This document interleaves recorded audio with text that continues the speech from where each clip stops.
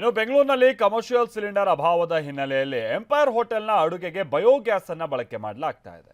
ನೋಡಿ, ಈ ರೀತಿಯಾದ ಸಂಕಷ್ಟದ ಸಂದರ್ಭದಲ್ಲೂ ಕೂಡ ಕೆಲವೊಂದಷ್ಟು ಇನೋವೇಷನ್ಸ್ಗಳು ಹೆಚ್ಚಾಗುತ್ತೆ. ಜೊತೆಗೆ ಬದಲಿ ವ್ಯವಸ್ಥೆಗಳ ಕಡೆಗೆ ಗಮನ ಕೊಡೋಕ್ಕೂ ಒಂದು ಅವಕಾಶಗಳಿದೆಲ್ಲ. ಹಿಂದೆ ಲಾಕ್ಡೌನ್ ಟೈಮಲ್ಲೂ ಕೂಡ ಏನೇನು ಬದಲಾವಣೆ ಆಯಿತು ಅನ್ನೋದನ್ನು ನಾವು ಈಗಲೂ ಕೂಡ ನೋಡ್ತಾ ಇದ್ದೀವಿ.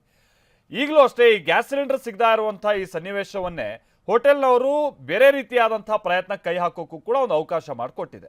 ಅಡುಗೆಗೆ ಬಯೋಗ್ಯಾಸ್ಗಳನ್ನು ಹೆಚ್ಚಾಗಿ ಬಳಕೆ ಮಾಡಲಾಗ್ತಾ ಇದೆ.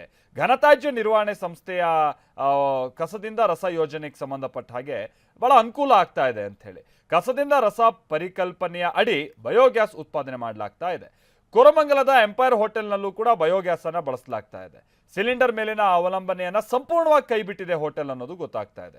ನೋಡಿ, ನಿತ್ಯ 170 ರಿಂದ 180 kgಯಷ್ಟು ಬಯೋಗ್ಯಾಸ್ ಅನ್ನ ಬಳಕೆ ಮಾಡುವ ಮುಖೇನ ಸಿಲಿಂಡರ್ಗೆ ಪರ್ಯಾಯ ಮಾರ್ಗವನ್ನ ಹುಡುಕೊಂಡಿದ್ದಾರೆ. ಕೋರಮಂಗಲ ರೀತಿ ನಗರದ ಹಲವೆಡೆ ಕೂಡ ಬಯೋಗ್ಯಾಸ್ ತಯಾರಿಕೆಗೆ ಒತ್ತು ನೀಡುವಂತೆ ಒತ್ತಾಯಿಸಲಾಗ್ತಾ ಇದೆ. BSWML ಅಧಿಕಾರಿಗಳು ಇದಕ್ಕೆ ಸಂಬಂಧಪಟ್ಟಂಗೆಲ್ಲ ಸ್ವಲ್ಪ ಗಮನ ಕೊಡಬೇಕು ಅಂತ ಹೇಳ್ಕೊಂಡು ಕೆಲವರು ಆಗ್ರಹಿಸ್ತಾ ಇದ್ದಾರೆ. ಲಕ್ಷ್ಮೀ ನರಸಿಂಹ ನಮ್ಗೆ ಇದಕ್ಕೆ ಸಂಬಂಧಪಟ್ಟಂಗೆ ಒಂದು ವರದಿ ಕೊಟ್ಟಿದ್ರೆ ಬನ್ನಿ ನೋಡ್ಕೊಂಬೋಣ. ಕೋರಮಂಗಲ ಇರತಕ್ಕಂತ ಎಂಪೈರ್ ರೆಸ್ಟೋರೆಂಟು ಸಿಲಿಂಡರ್ ನ ಡಿಪೆಂಡ್ ಆಗದೇನೆ ಬಯೋಗ್ಯಾಸ್ ಅನ್ನ ಡಿಪೆಂಡ್ ಆಗಿ ಸಂಪೂರ್ಣವಾಗಿ ಬಯೋಗ್ಯಾಸ್ ಮೂಲಕವೇ ಅಡುಗೆಯನ್ನ ಮಾಡ್ತಾ ಇರ್ತಕ್ಕಂಥದ್ದು.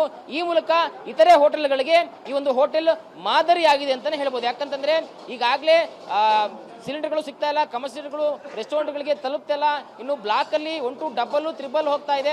ಹೀಗಾಗಿ ಅದನ್ನ ಕೊಟ್ಟು ತಗೊಂಡು ಅಡುಗೆ ಮಾಡೋಕ್ಕಾಗಲ್ಲ, ಮತ್ತೆ ರೇಟ್ ಹೈಕ್ ಮಾಡಬೇಕಾಗುತ್ತೆ. ಇದು ಸಾಧ್ಯ ಇಲ್ಲ. ಹೀಗಾಗಿ ಈಗೇನು ಅವರು ಅಡುಗೆಯನ್ನು ಮಾಡ್ತಾ ಇದ್ದಾರೆ ಇದೆಲ್ಲವೂ ಕೂಡ ಬಯೋಗ್ಯಾಸ್ ಅಂದ್ರೆ ಗೋಬರ್ ಗ್ಯಾಸ್, BBMP ಅಥವಾ GBA ಏನು ವೆಟ್ ವೇಸ್ಟ್ ಇಂದ ಕಲೆಕ್ಟ್ ಮಾಡುತ್ತೆ ಆ ಒಂದು ಗ್ಯಾಸು, ಅದನ್ನ ಇಲ್ಲಿಗೆ ಪೂರೈಕೆ ಮಾಡಿ ಅದರ ಮೂಲಕ ಅಡುಗೆಯನ್ನ ಮಾಡಿ ಗ್ರಾಹಕರಿಗೆ ಸೇವೆ ಕೊಡ್ತಕ್ಕಂಥ ಕೆಲಸವನ್ನ ಎಂಪೈರ್ ರೆಸ್ಟೋರೆಂಟ್ ಮಾಡ್ತಾ ಇರ್ತಕ್ಕಂಥದ್ದು.